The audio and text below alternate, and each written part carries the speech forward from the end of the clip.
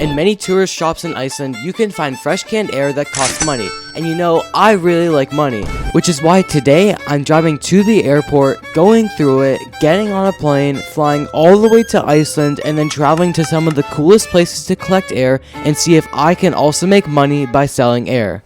The first location that I'm collecting my Icelandic air is right here at a beautiful waterfall. I'm just gonna wait for some air to get in. It's like nice and cold outside, but it's not crisp. Alright, sealing the first can. I'm now at an Icelandic glacier and I'm gonna collect my second can of air. I also brought a mallet this time, so it should be easier to close it. Now to the next location.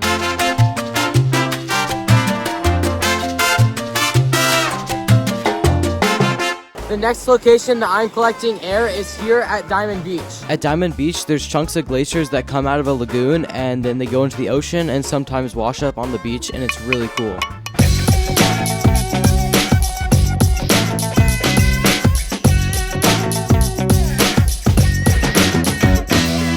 I'm here at the puffin capital of Iceland, where everywhere you look there's puffins. Being so close to so many puffins is practically every photographer's dream, which is why I'm collecting air here.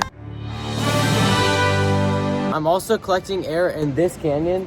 There's some really cool rock formations and the air smells like rocks. I'm collecting my 6th can of air at some hot springs. It looks like Mars over here, and it also smells like sulfur.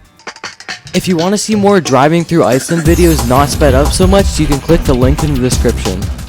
I'm collecting my 7th can of air at this crater. I had to go up a lot of steps to get up here, but the view from the top's pretty good. To my left you can see Antarctica, and in the east you can see the North Pole. It smells really good up here, like flowers. I'm in a gorge and this is where I'm collecting my final can of air. As you can see, it's very gorgeous in here. Alright, sealing up my final can of air. Now back to the USA to make some money.